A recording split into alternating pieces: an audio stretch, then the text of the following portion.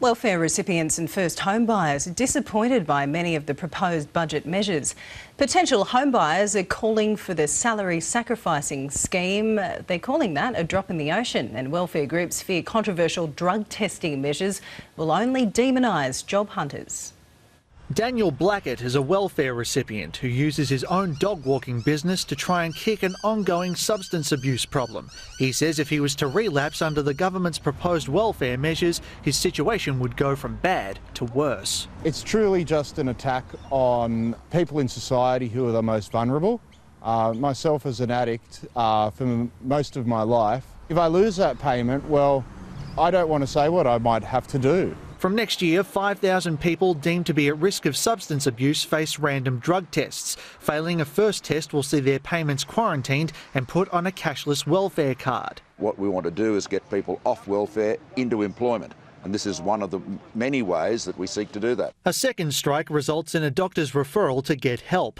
Labor says it's reserving final judgment, while the Greens are vehemently opposed. Advocates fear the tests would further demonise people on welfare.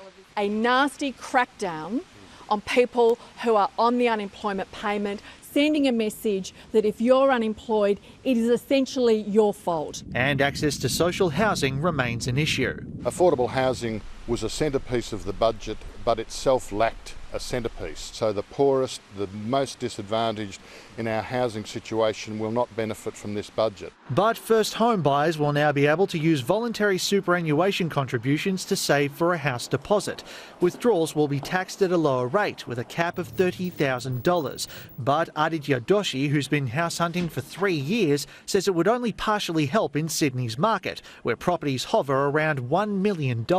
They've spoken about wanting to help the first homeowners, but in realistic, there's not much help that's been offered. It's only delaying things. At the end of the day, you're the same boat that you were before the budget. Other measures, including state incentives to speed up land release, appear more promising. Pensioners looking to downsize from large family homes could tip up to $300,000 into their super. If they met at $500,000, it would be better. I'd love to see a family with a mother and father and a couple of little kids in this house. But rather than drive down house prices, experts suggest the measures are more likely to slow growth. Manny Tsigas, SBS World News.